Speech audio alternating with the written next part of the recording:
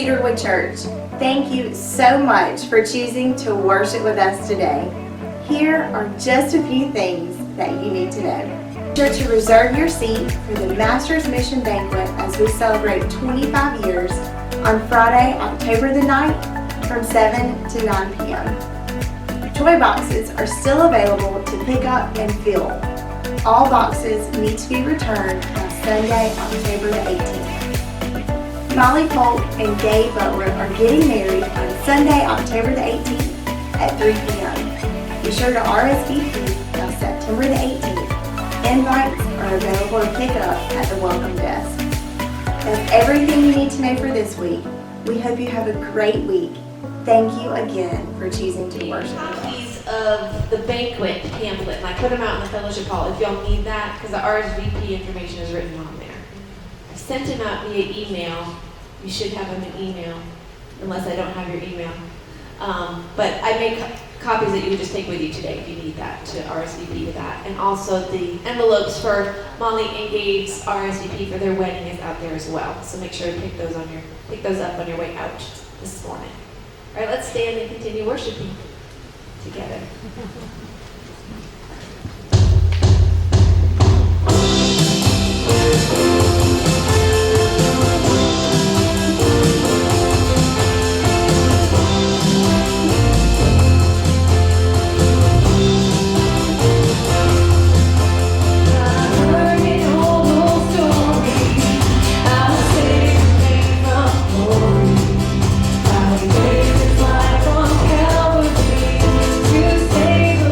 Like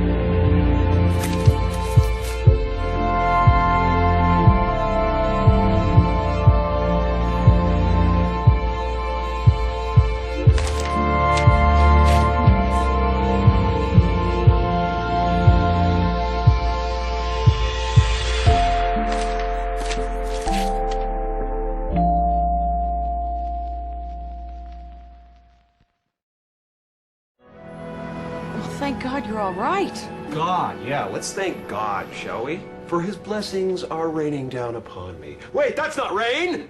Bruce, please don't do that, honey. You know that everything happens for a reason. That I don't need. That is a cliche. That is not helpful to me. A bird in the hand is worth two in the bush. I have no bird. I have no bush. God has taken my bird and my bush. Oh, I see. So God is picking on you? Is that what you're saying? No, he's ignoring me completely. He's far too busy giving Evan everything he wants. Oh, that's great, Sam. But you missed your target. I'm over here. Don't get mad at the dog. It's not the dog's fault. No, it's God's fault. I gave him the wrong coordinates. All right, you know what? Enough. All right, will you just stop being such a martyr? I am not being a martyr. I'm a victim. God is a mean kid sitting on an anthill with a magnifying glass, and I'm the ant. He could fix my life in 5 minutes if he wanted to, but he'd rather burn off my feelers and watch me squirm. All right, sweetheart, I know that you're mad. It's completely understandable. What Evan did is slimy and wrong.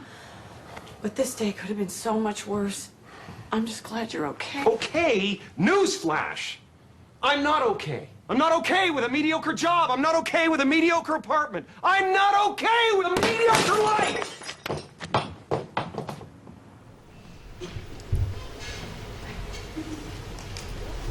You okay? Right. Dear Heavenly Father, we thank you for this day. We thank you that we can come together and worship you. And Father, as we study in the book of James today, help us to change us, Father. Help us to change us from the inside out. And we ask this in Jesus' name. Amen. So how many can relate to that video? You want God to do something, and you can't understand why he won't do something. You can't understand why he won't fix your problem. So let me ask you a few questions. Let me ask you, how many of you have ever experienced the loss of a loved one? Okay? How many of you have ever been let go of a job? Been there. How many of you have ever been broke? Right? How many of you ever had a financial debt? Okay? Man, a lot of hands going up just about every time, right? Heartbroken. Right? Probably started young, maybe first, second grade, right? How many of you ever had a serious illness? My arm's getting tired. An addiction, a divorce, suffering of pain. So we've been through these things. How many of you would say life is stressful? Right? We're there. How many of you ever thought about the characters in the Bible and go, man, they had it so easy. They had it so easy. They never had a refrigerator go out right after buying $300 worth of groceries. That never happened to them, right? They never had their air conditioner go out when it's 100 degrees outside. They had it so easy. You know what? They never got a flat tire. They never worried about the price of gas. They never lost their GPS signal when they're in the middle of nowhere and they need it the most. Never happened to them. They never had to answer 1,500 email and text messages. They don't know what it's like to be bashed by somebody else on Facebook. They never experienced that. Our lives are tough, but they had it so easy. Wouldn't life be so much simpler if we were to go back and be part of the first century church? I mean, what did they have to worry about? Only they had to worry about is, okay, can you fix the thatch roof? Needs repairing? Or man, who stole Dennis's goat? I don't know. Or are the fig trees blooming yet? I mean, that's all they had to worry about, right? I'm going to eat my hummus in the front yard or the back porch. I don't know. Folks, nothing could be farther from the truth. James' original readers would have been Jewish Christians. And these folks would have been persecuted and they would have been scattered throughout the Mediterranean world. And see, in the Roman world, Judaism was the only religion in which they didn't have to offer a sacrifice to the emperor. They were exempt from that. And Christians were exempt from that as long as they fell under Judaism. But what happened was that when Christians began to start allowing the Gentiles in, They became targets of the Roman Empire, and the Romans began to persecute them. And because of these persecutions, these Christians were suffering, and they were hurting, and they were being scattered. They were having to leave their homes and everything behind. They were having to leave their homes, their property, their business, their job, their friends, their church. And they would take whatever few things that they could put on their backs, and they left. Can you imagine what their lives were really like? Can you imagine constantly living in fear? Constantly looking over your shoulder to see who's behind you? The uncertainty, the insecurity of that, wondering where I'm going to find a safe place. How am I going to make a living? How am I going to provide for my family? How are we going to eat? Restlessness and the sleeplessness of that, the anxiety of that, the stressfulness of that. Just every time you heard a noise and saw a shadow, what you might be thinking, that somebody is coming to get you. See, the early Christians had many problems simply for one reason: they were followers of Jesus Christ. Some of you may be thinking, well, you know what? Ever since I became a Christian, all of a sudden my life got tough. And you know what? I agree with that. I'll never forget when I surrendered to go into ministry. There was another minister who actually worked for a company called Word of Life. And he told me, his name was Gary, he said, you know what? You will experience spiritual warfare like you have never experienced before. And he was 100% right. There were so many things happening to me. I remember our worship leader at the church I used to be at said, you know what? You need to write a book of all the things that have happened to you. And some of you are nodding your head because you know what? When you became a Christian, all of a sudden what happened? Satan attacked you, didn't he? He attacked you, and all of a sudden you started experiencing some of these things. And we said a while ago, all of us have experienced suffering and pain. Life is tough. So we're starting a brand new series called the Book of James.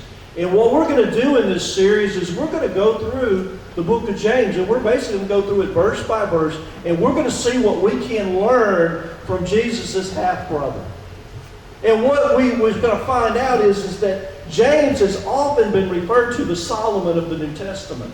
The book of James is full of practical advice about a lot of different subjects. But what we're going to start out, since every single one of us face trials in this life, that's where we're going to start. We're going to start by answering a few questions. Why does God allow trials in our life? What can we learn from trials, and how can we get through them? So let's answer that question. How do I get through the trials in our lives? The first thing is you need to understand everyone faces trials. Nobody is exempt from that. It tells us in James chapter 1, verse 2, consider it pure joy, my brothers and sisters, whenever you face trials of many kinds. Benjamin Franklin once said there's only two things for certain in life. That's death and taxes. We've all heard that, right? I think you can add two more to that. Stress and trials.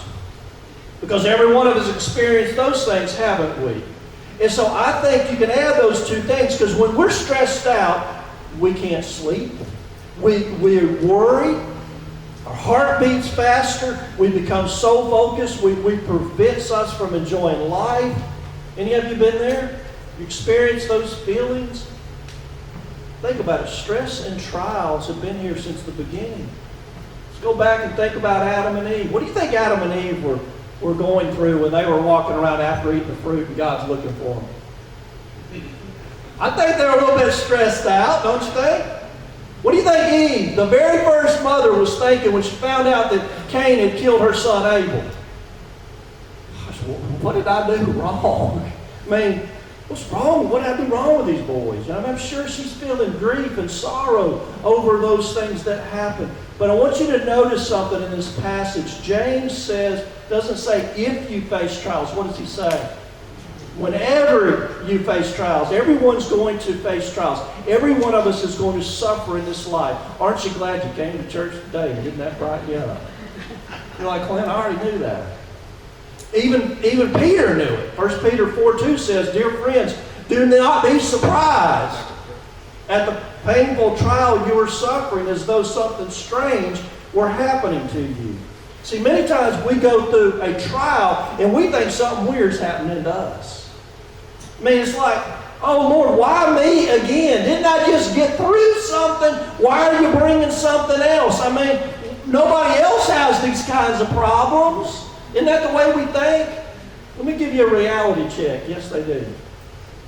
If you look around and you ask the person beside you, what problems do you have? They can give you a problem.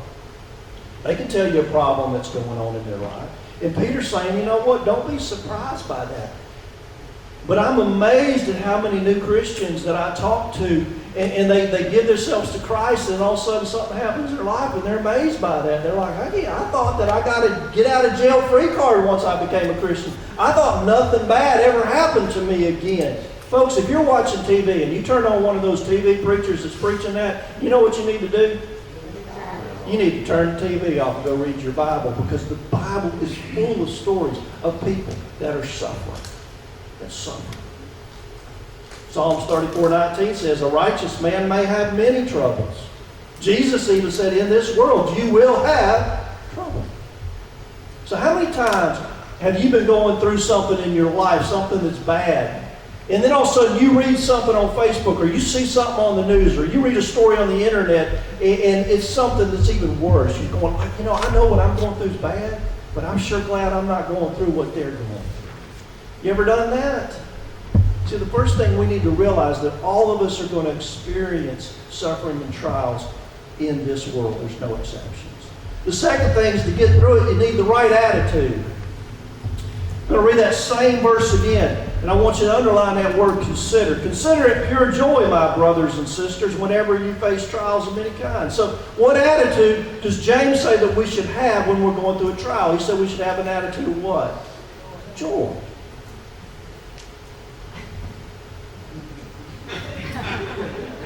Come on now. Are you joyful when something bad happens to you? When I was living in Charlotte, and the company I was working for told me my services were no longer needed, I felt everything but joy. I'm thinking, how in the world am I going to pay the mortgage? How am I going to put food on the table? How am I going to buy diapers? Because Madison was a baby then.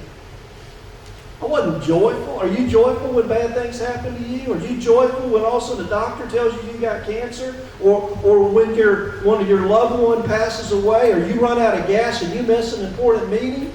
Or you flunk a test? You know what? I was never happy when I flunked a test.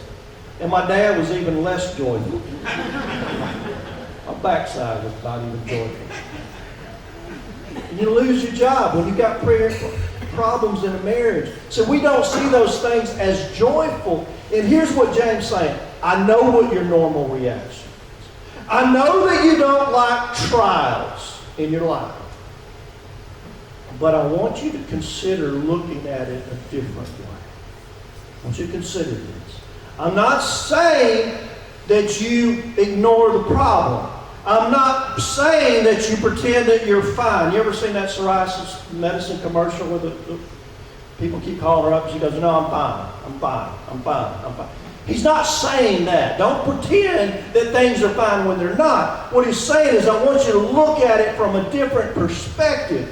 Because I want you to understand that God has a purpose for your trial. Would you say that with me? God has a purpose for my trial. Say it with me. God has a purpose for my trial. Because we need to look at it from a different perspective. So he's saying consider it joy because God is about to do something in your life. Consider it joy because God is about to change your life. God is about to do something that's going to make you grow spiritually.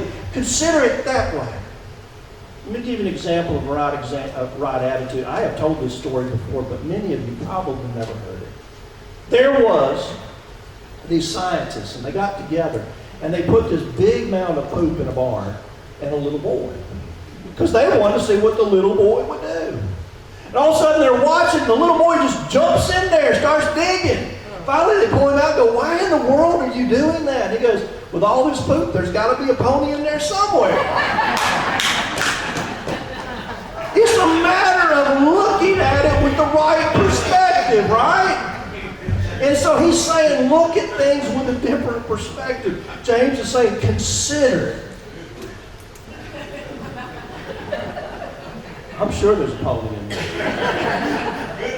That's good preaching. Romans 8:28 says this, And we know that in all things God works for the good of those who love Him, who have been called according to His purpose. Thomas Edison manufacturing facility in West Orange, New Jersey was burnt in December of 1914. And when it burnt, it caused about $1 million worth of damage to his equipment, but it destroyed almost every record of all the things that he had been working on. And so the next day, he was 67 years old at the time, he's walking around through the charred remains of this manufacturing plant, and this is what he said. He said, "There's value in disaster. All mistakes are burned up. Now we can start anew." Think about that. Trials have an effect to purge things away. And now we can start new.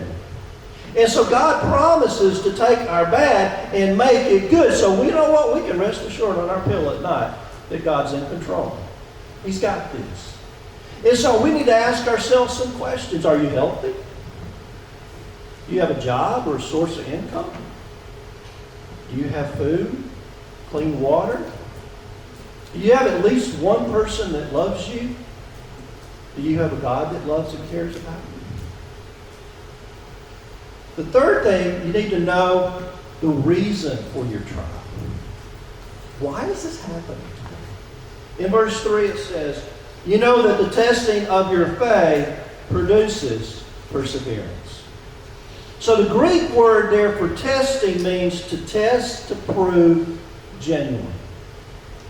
Isn't it a lot easier to make it through something difficult if you know the reason why you're going through it?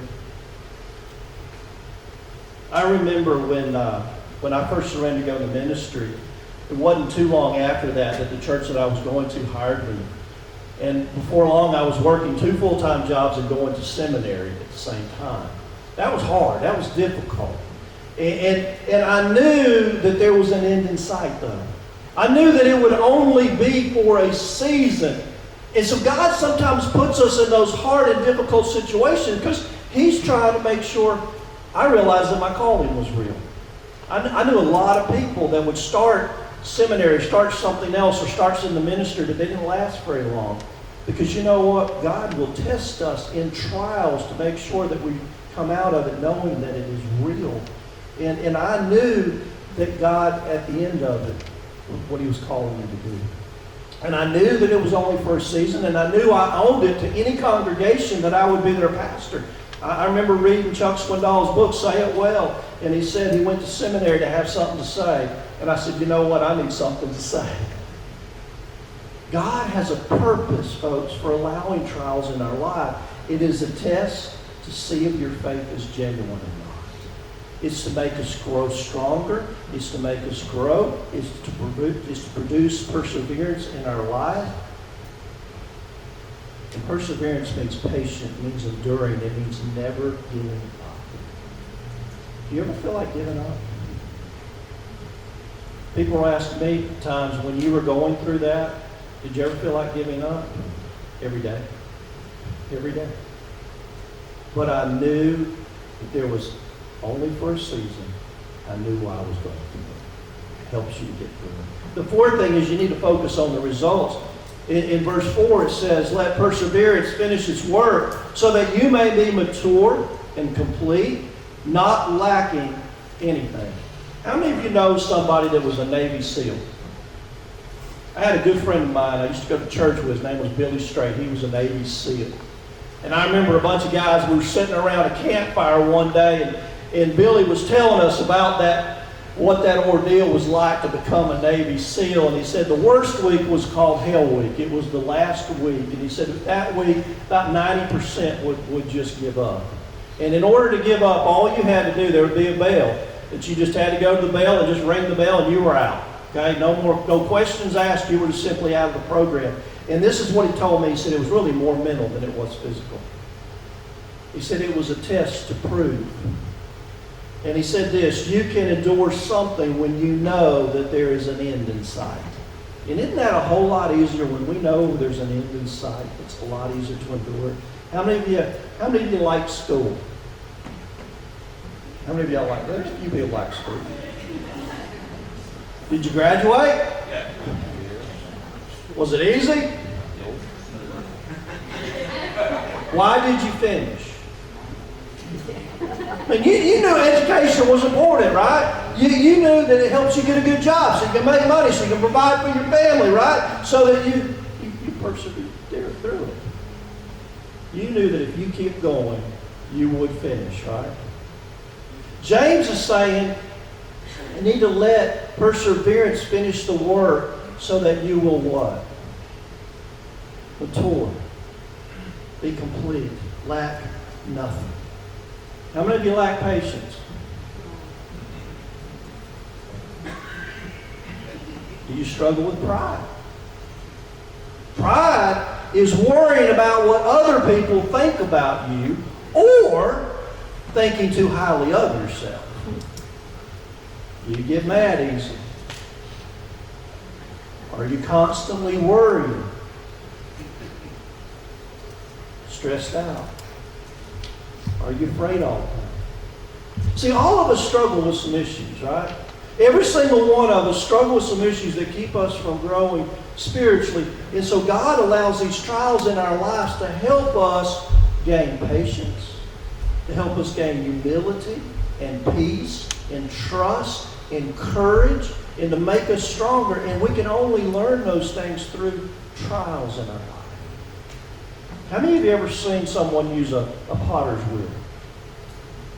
And they're taking that piece of clay and they're molding it into something. And they're working out the rough edges. And see, that's what God does with us. He's working out those rough edges when we go through trials. And I want you to think about that for a moment. The God of the universe, the creator of all things, spends time on you, molding you and changing you and making you more into the image of Jesus Christ. You're that important to him. Malcolm Maggeridge said this: contrary to what might be expected, I look back on experiences that at times seem especially desolating and painful with particular satisfaction. Indeed, I can say with complete truthfulness that everything I learned in my 75 years in this world, everything that has truly enhanced and enlightened my existence, has been through affliction and not through happiness, whether pursued or obtained. I want you to think about your life. Isn't that true for your life? Haven't you grown more spiritually in the times of trial than you have when things are good? There's an old African proverb that says, smooth seas do not make skillful sailors. We learn in times of adversity. Fifth thing is you need to ask God for help. See, we all lack certain things. And so don't be afraid to ask God for that. In verse 5 it says, if any of you lacks wisdom, you should ask God, who gives generously to all without finding fault, and it will be given to you. When King Solomon became king of Israel,